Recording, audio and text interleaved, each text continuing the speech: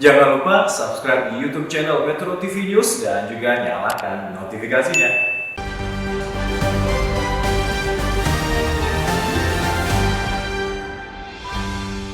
Korban begal bukan penjahat.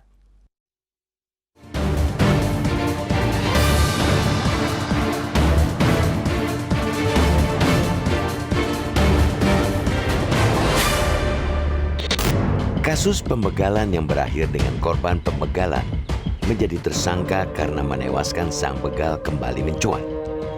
Kali ini nasib ditersangkakan menimpa Murtede alias Amak Sinta, warga Kabupaten Lombok Tengah, Nusa Tenggara Barat atau NTB.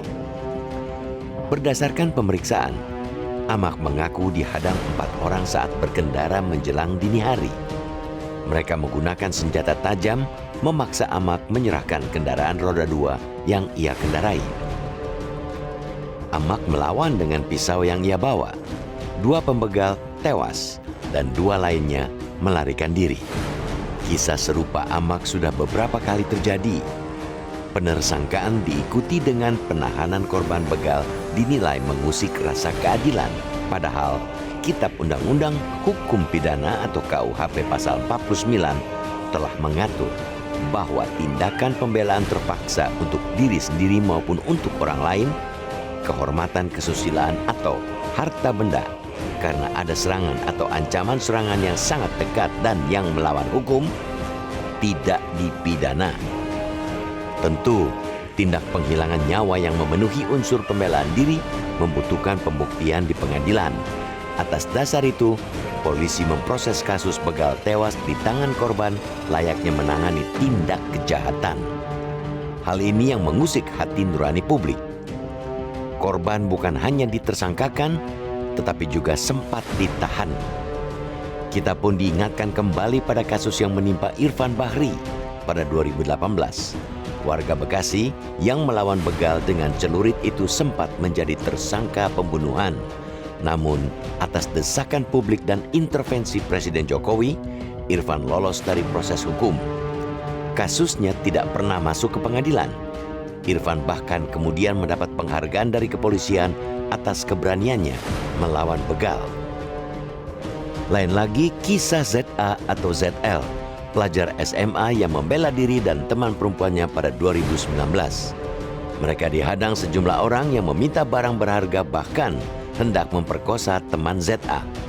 ZA melawan dengan pisau hingga membuat seorang begal bernama Misnan tewas. ZA bukan hanya menjadi tersangka pembunuhan, ia harus menjalani proses hukum hingga ke meja hijau.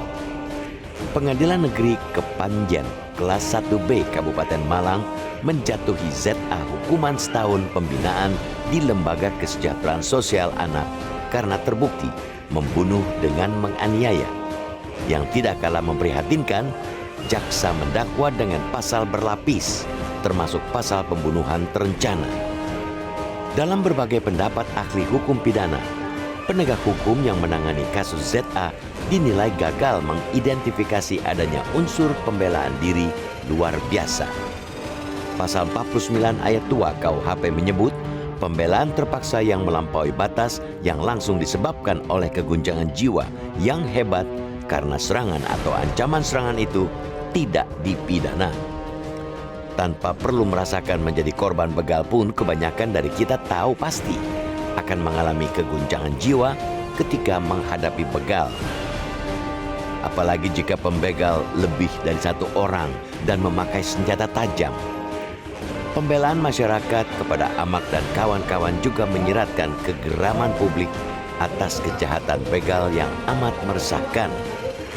Polisi harus mengakui masih jauh lebih banyak kasus pembegalan yang bukan hanya membuat korban terluka, tapi juga hilang nyawa. Ketika polisi tidak kuasa mencegah kejahatan atau memberi perlindungan, masyarakat terpaksa membela diri. Kasus-kasus seperti yang menimpa Amak, Irfan, dan ZA menuntut penegak hukum agar menangani sebuah kasus tidak dengan kekakuan legalistik. Polisi, jaksa, dan hakim harus mempertimbangkan perlawanan terhadap kejahatan yang dilakukan masyarakat. Bila perlu, buat pedoman penanganan khusus untuk kasus yang diduga merupakan pembelaan diri dari begal. Kasus Amak sudah diambil alih Polda NTB. Kita berharap polisi betul-betul cermat dan tidak menggunakan kacamata kuda dalam memprosesnya. Jangan sampai masyarakat menjadi takut melawan kejahatan karena berisiko jadi tersangka atau lebih buruk lagi divonis masuk bui. Jangan sampai korban begal malah kemudian berstatus penjahat. Pembebasan ya atas apa yang sudah menimpa